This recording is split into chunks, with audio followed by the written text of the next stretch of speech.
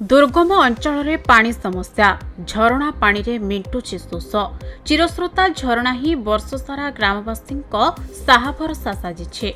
एभली दृश्य देखा मिली नवरंगपुर जिला पापड़ाहांडी ब्लॉक सानबार्ली पंचायत बड़बार्ली गाँव गाँवर महिला माने झरणा रे एक पाइप दे सेठारु निर्गत पानी संग्रह करि नेउछन्ते एवं पानी संग्रह परे 100 फुट उच्च पाहाच चढ़ी घर को फेरुछन्ते, जहा फल लोक माने नाही नथिबा असुविधार सम्मुखीन हेबा सह एही झरणा पानी पी प्राय समय रोगर शिकार मध्य होइथिबा ग्रामवासी प्रकाश करिसन्ते।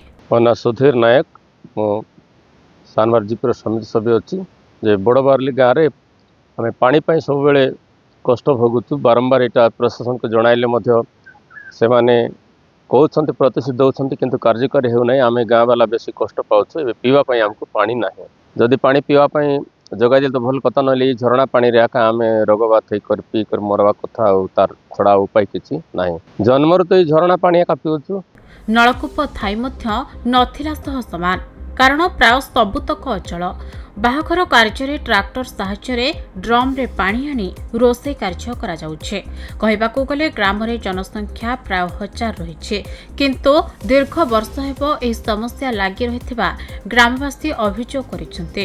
वसुधा जल पई टांकी निर्माण करा जाइछे, किंतु ए पर्यंत कार्यकारी होई नाही।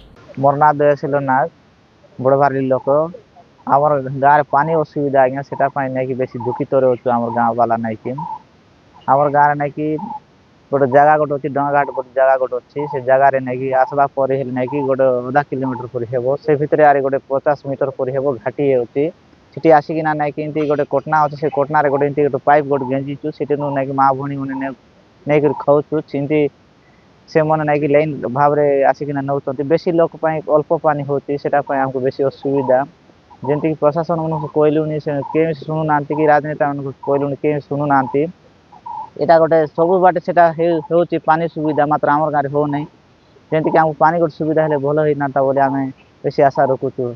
नलकूप खोला जाइथिले हैं किछि दिन परे अचल होई जाउछे, जेउथि पई पीवा पानी समस्या देखा दैछे। बड़बार्ली राय बाबू मोर ना हीरा हरि हमके पानिया का असुविधा किछि असुविधा नै आमे जानी से गोले मिसा हुड़ा हुड़ी मारा पिटा से चल झोकला पारा से आगे गोले आगे झोकसी पछे गोले पछे झोकबू हेंती ही करी हुड़ा हुड़ी करी आइबू एबे केंती करने बुआते हेंती तो रागी रागी आइबू डोंगार ले भई करी नेले भाई ऊपरे चेगले केते ठाकी लागतियाते। ग्रामवासी बाध्य होई झरणा पानी रे ही भरोसा रखी जीवन बिताउछन्ते। एने ग्रामवासी प्रशासन को अनेक थर जणाइछन्ते, से प्रतिश्रुति मध्य दैछन्ते, किंतु कौनसी प्रकार कार्यकारी होई नथिबा अभियोग करिछन्ते। ग्रामरो कौनसी प्रकार मध्य पानी समस्या दूर करबाको प्रशासन निकट रे ग्रामवासी दाबी जणाइछन्ते।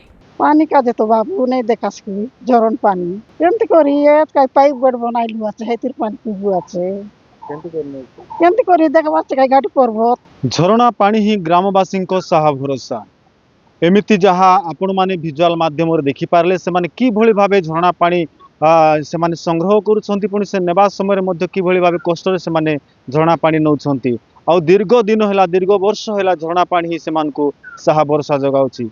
अनेक प्रशासन गले अनेक नेता मंत्री मध्य गले से आज जाए पानी रो समाधान हो पारिला नहीं। खबर प्रसारण पर केबे प्रशासन चेती ए गाँ को पानीय जलर व्यवस्था करुछि देखिबाकू बाकी रहिला। नवरंगपुर जिलारो अनिल प्रभात बत्रा, खबर ओडिशा।